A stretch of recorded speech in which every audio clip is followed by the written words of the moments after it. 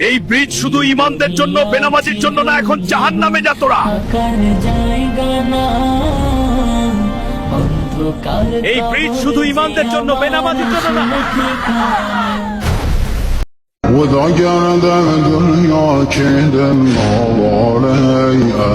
তোমার এই অবস্থা কেন? আমি আল্লাহর হুকুম মানে নাই, এই জন্য আল্লাহ আমাকে শাস্তি দিচ্ছে। কেন তুমি দুনিয়ায় কি করছিলে যে আল্লাহ তোমার এত শাস্তি দিচ্ছে?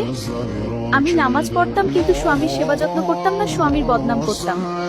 রোজার মাসে রোজা রাখি নাই, মাদকও আসক্ত ছিলাম আমি, এই জন্যই আমাকে আল্লাহ এত শাস্তি দিচ্ছে। এখন আল্লাহর কাছে ক্ষমা চাও। লাভ নেই বোন, কারণ মৃত্যুর পর দোয়া করলেও লাভ হবে না। কি বুঝলেন বন্ধুরা? মৃত্যুর পর কোনো দোয়াই কবুল হয় না। যা করবেন মৃত্যুর আগেই পড়ে যাবে, না হলে সারা জীবন জাহান্নামের আগুনে জ্বলতে হবে। ভিডিওটি ভালো লাগলে শেয়ার, লাইক এবং সাবস্ক্রাইব করে পাশে থাকবেন। ধন্যবাদ। আর আমার জন্য সবাই দোয়া করবেন।